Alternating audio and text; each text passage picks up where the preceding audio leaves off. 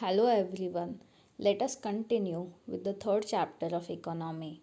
We are going to study the concept of globalization. It means integration of economy of the country with the world economy. We know that no country in this world is self-sufficient in terms of natural resources or human resources. India, for example, India is dependent on Middle East countries for crude oil resources. So, globalization means interdependence. Globalization means transforming world towards greater interdependence and integration. It involves creation of networks and activities transcending economic, social and geographical boundaries. It attempts to establish links in such a way that happenings in India can be influenced by happenings in across the world. Outsourcing. This is one important outcome of globalization process. What is meaning of outsourcing? In outsourcing, company hires regular services from external sources, mostly from other countries, which was previously provided within the country or internally. For example, legal advice, computer service, advertisement, security, etc. As a form of economic activity, outsourcing has intensified because of growth of fast mode of communication, mainly IT services. We know that many people in India are employed in BPO and they deal with clients outside India like US or Europe. Globalize these services, outsourcing services include accountancy, banking services, music recording, film editing, book transcription, clinical advice, etc. With the help of modern communication links including internet, text, voice and visual data, this service these services is digitized and transmitted in real time over continent and national boundaries. Most multinational corporations, small companies are outsourcing their services to India, where they can where they can be availed at cheaper cost with reasonable degree of skills and accuracy. The low wage rate and availability of skilled manpower has made India destination for global outsourcing since we have a large labor force available in India at cheaper cost.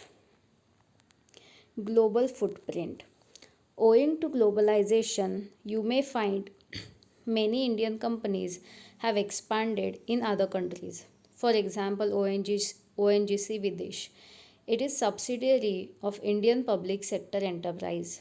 ONGC, which is engaged in oil and gas exploration and production.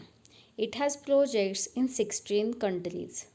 Tata Steel, another private company which was established in 1907, is one of the top 10 global steel companies. It has operations in 26 countries and sells its products in 50 countries. It employs nearly 50,000 persons in other countries. HCL Technologies is one of the top 5 IT companies in India. It has offices in 31 countries and employs about 50,000 persons abroad. Dr. Reddy's Laboratories, which was a small company supplying pharmaceutical goods to big Indian companies, now has manufacturing plants and research centers across the world. This box tries to explain the meaning of globalization. Now, let us see what is World Trade Organization. It was founded in 1995 as successor organization to General Agreement on Trade and Tariff. GATT was established in 1948. It has 23 countries as trade organization. It was established with 23 countries to administer all multilateral trade agreements by providing equal opportunity to all countries in international market for trading purposes. In this year Mpsc paper, they have asked this question exactly this from this paragraph. So NCRTs are very essential. You should read them line by line.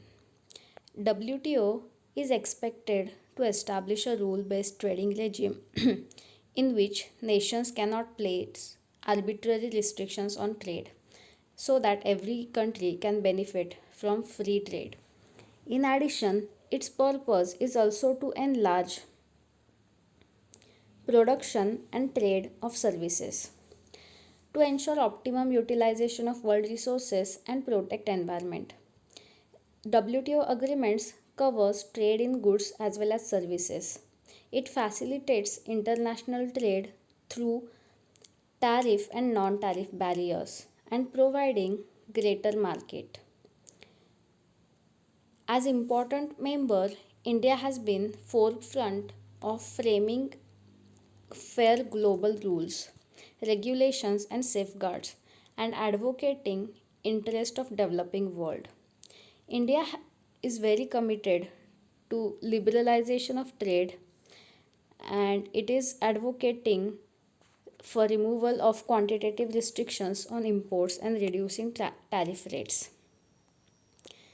Some scholars question the usefulness of India being member of WTO as major volume of international trade occurs among developed nations and these developed nations file complaint over agricultural subsidies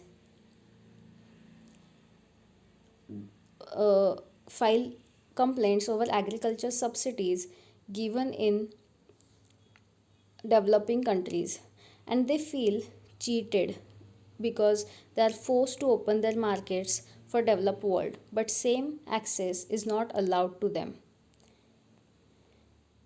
Indian economy